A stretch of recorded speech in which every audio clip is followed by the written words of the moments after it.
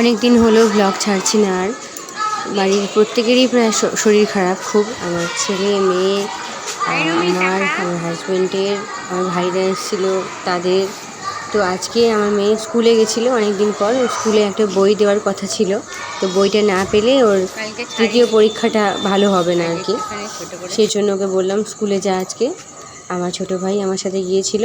তো দেখো ছোট করে একটা ব্লগ করলাম, আর কয়েকদিন হলো ভিডিও আপলোড দিচ্ছি না, শরীরটা ভালো নেই একদম, তো সেই জন্যই পারছি না আর কি। তো তোমাদের দেখাই, সামনেই একটা শিবের মন্দির আছে, আমাদের নাটাগড় শিব মন্দির। তো ওই মন্দিরটাকে দেখো তোমরা, এই যে জয় বাবা ভোলেনাথ, এই যে তারকেশ্বর নাটাগড়ে এটা অবস্থিত আর কি। আমার মেয়ের স্কুল হচ্ছে নাটাগড় ভোমবোলার মোড়, ওখান থেকে কিছুক্ষণ গিয়েই এই মন্দিরটা। তো তারপর ছেলের জ্বর কমছে না, মেয়েকে স্কুল থেকে নিয়ে আসার পর আবার ভাইকে নিয়ে গেলাম ছেলেটাকে ডাক্তার দেখানোর জন্য।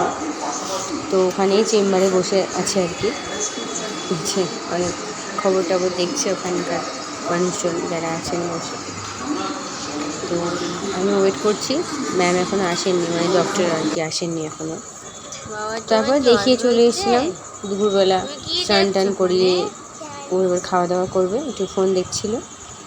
আমার ছেলের মুখ চোখগুলো দেখো একবারে শুকিয়ে গেছে।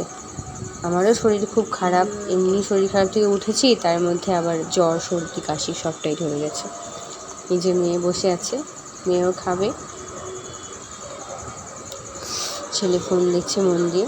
তারপর ওকে বললাম যে বস, এবার ফোনটা রেখে টিভি দেখ। এই যে বসে আছে, এবার ভাত খাওয়াবো ওকে। টিভিতে কি দেখছে দেখো, পোগো চলছে, কার্টুন। আমার মেয়েও স্নান টান করে একদম বসে গেছে, মেয়েকে খাইয়ে দেবে মামা, আর ছেলেকে খাওয়াবো আমি। তো চলো তোমাদের দেখাই আজকে কী কী রান্না করলাম। রান্নাটা আমি করিনি, আমি একটা জিনিস করেছি, কুমড়ো পাতা বাটা, বাকিটা আমার হাজব্যান্ড করেছে। এই যে কচুর তরকারি, কচুটা আমার পছন্দের না বলতে পারো। এই যে আলু সিদ্ধ করেছে মাখা, আর আমি করেছি এইটা, এই যে লাউ পাতা বাটা। তোমরা কে কে পছন্দ করো বলবে আমাকে জানিও। আর করেছে আমার হাজব্যান্ড ডাল করেছে, আর ভাত করেছে, এই করেছে আর কি। শরীর টরীর ভালো নেই প্রত্যেকেরই, এখন বাড়িতে খুব শরীর খারাপ চলছে, সর্দি জ্বর কাশি নিয়ে ভুগছে। তো আমার ভাই গেছে ডিম আনতে, এখন আসেনি, ডিম আনলে ওদের ডিম ভেজে খাওয়াবো। চলো সাবস্ক্রাইব করে রেখে ব্লগ দেখতে।